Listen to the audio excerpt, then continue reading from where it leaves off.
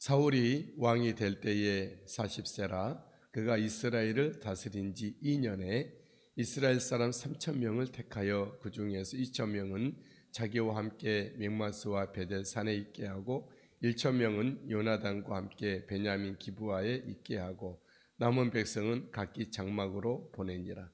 요나단이 게바에 있는 블레셋 사람이 수비대를 치매 블레셋 사람이 이를 들은지라. 사울이 온 땅에 나팔을 불어 이르되 히브리 사람들은 들으라 하니 온 이스라엘이 사울이 블레셋 사람들의 수비대를 친 것과 이스라엘이 블레셋 사람들의 미움을 받게 되었다함을 듣고 그 백성이 길갈로 모여 사울을 따르니라. 블레셋 사람들이 이스라엘과 싸우려고 모였는데 병거가 3만이요 마병이 6,000명이요 백성은 해변의 모래같이 많더라. 그들이 올라와 베다넬 동쪽 믹마스에 진침해 이스라엘 사람들이 위급함을 보고 절박하여 굴과 숲풀과 바위 틈과 은밀한 곳과 웅덩이에 숨으며 어떤 히브리 사람들은 요단을 건너 갓과 길르앗 땅으로 가되 사울은 아직 길갈에 있고 그를 따른 모든 백성은 떨더라. 아멘. 오늘 말씀은 우리의 매사의 모든 일에 하나님이 계시도록 하나님이 있도록 하나님이 빠진 채로는 우리가 어떤 일도 행하지 않기로 다짐하게 하는 그런 말씀입니다. 여러분, 우리의 모든 일에 하나님이 계시도록 하시게 되기를 바랍니다. 하나님이 빠진 채로는 우리의 그 어떤 일도 이루어지지 않고 이루어진다 할지라도 문제가 되는 것입니다. 하나님이 백성에게는 하나님이 없는 일은 허무이고 하나님 백성들에게서 하나님이 없는 도전은 무모함이고 하나님 백성에게 하나님이 없는 싸움은 승산이 없습니다. 하나님의 백성들에게 있어서 하나님이 없는 행함은 위험천만하게 되죠. 오늘 본문은 요나단과 사울 왕이 그런 싸움을 벌이다 공경에 처해지게 되는 말씀이죠. 본인들은 물론이지만 온 백성들로 하여금 나락으로 떨어뜨리게 되는 하나님이 없는 하나님이 계시지 않는 하나님이 빠진 채로의 행함 그의 싸움을 벌이고 있는 것이죠. 사울은 왕으로 즉위한 지 2년 만에 근위대를 조직합니다. 3,000명의 빼고 선발된 군사들을 모았는데 2,000명은 자기를 지키는 친위대로 또 1,000명은 왕자 요나단의 친위대로 둡니다.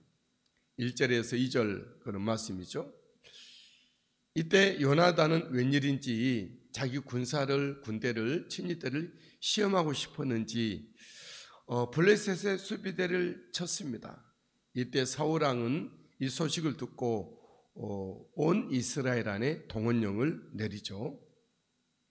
요나단이 블레셋 사람이 수비대를 치매 블레셋 사람이 이를 들은지라.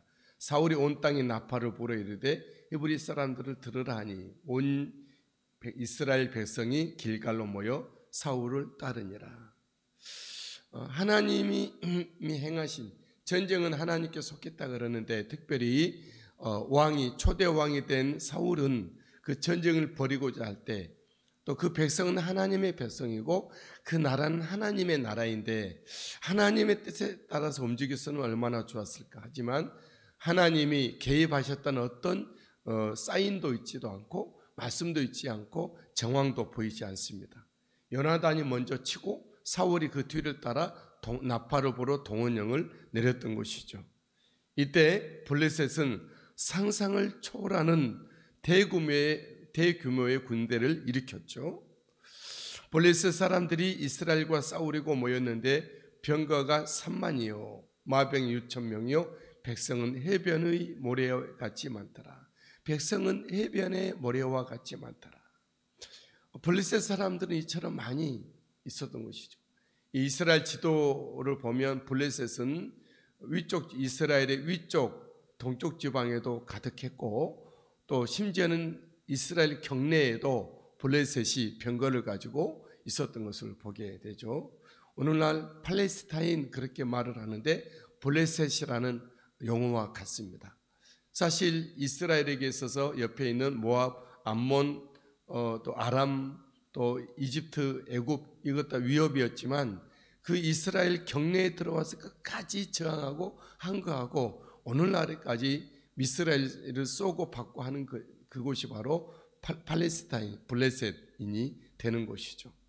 블레셋은 굉장히 강했던 남유다를 결국 북이스라엘을 아수르가 멸망시키고 그 아수르를 멸망시켰던 군대가 블레셋이고 남유다 왕국까지 멸망시켰던 그 군대가 블레셋이었죠.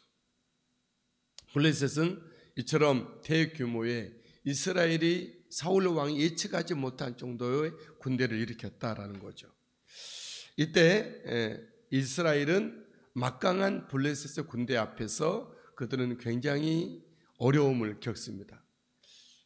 6절에 보니 이스라엘의 모든 백성들은 블레셋 군대 앞에 숨습니다. 이스라엘 사람들이 위급함을 보고 절박하여 굴과 수풀과 바위틈과 은밀한 곳에 웅덩이에 숨으며 겁을 먹고 탈령한 이들이 속출했습니다. 그리고 남은 군사는 두려움에 떨었죠. 어떤 사람들은 요단을 건너 갓과 길라 땅으로 가되 도망가는 거죠. 탈령한 거죠. 사울은 길갈에 있고 그를 따른 모든 백성은 떨더라 그랬습니다. 이 모습은 하나님 백성의 모습이 아니죠. 이 모양새는, 이 취임새는 하나님의 군대의 취임새가 아니죠. 하나님의 백성들, 하나님의 자녀, 하나님의 종들은, 하나님의 군사들은 어디로 가든지 자기를 드러내지는 않지만 겸손하지만 그 속에 영적인 내공이 있어서 늘 하나님 앞에 잔잔한 은혜를 가지고 들뜨지 않고 고무풍선처럼 붕붕 뜨지 않고 늘 그 속에 주님과 함께 교제하며 교통하며 주님의 음성을 들으며 주님을 따르는 그런 모습으로 가야 되는 것이죠. 어떠한 적 앞에서도 다윗처럼 하나님께, 전쟁은 하나님께 속하였다 우리는 외치면서 주님 앞에 믿고 기도하며 나가야 되는 모습이어야 되겠죠. 하지만 이스라엘 백성들은 두려워서 숨었고 떨었고 그들은 탈령하고 있는 그런 모습이죠.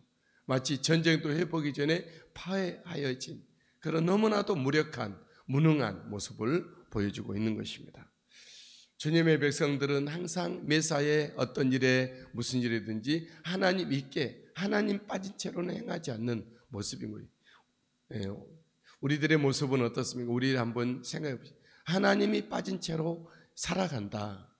너무나도 허망한 모습이죠. 하나님이 없는 채로 어떤 일을 한다. 그 너무나도 무능한, 무력한, 아무 열매를 기대하지 못한 모습이죠. 하나님이 계신 채로 생각하고 말하고 행하고 움직이는 하나님의 통치가 있는 하나님께 매어 사는 우리의 모습으로 살아가야 돼요. 우리 하나님과 함께 하나님이 내 삶에 들어오셔서 행할 때 우리는 생명이고 거룩한 에너지이고 우리 하나님의 산 역사를 일으키는 거룩한 신령한 도구가 될 줄 믿습니다. 오늘 또 말씀하시고 행하시는 하나님이 내게 오셔서 나를 붙드시고 나를 이끄시고 나를 통치하고 지배하고 다스리고 역사하는 우리의 삶이 되기를 주님의 이름으로 축복합니다.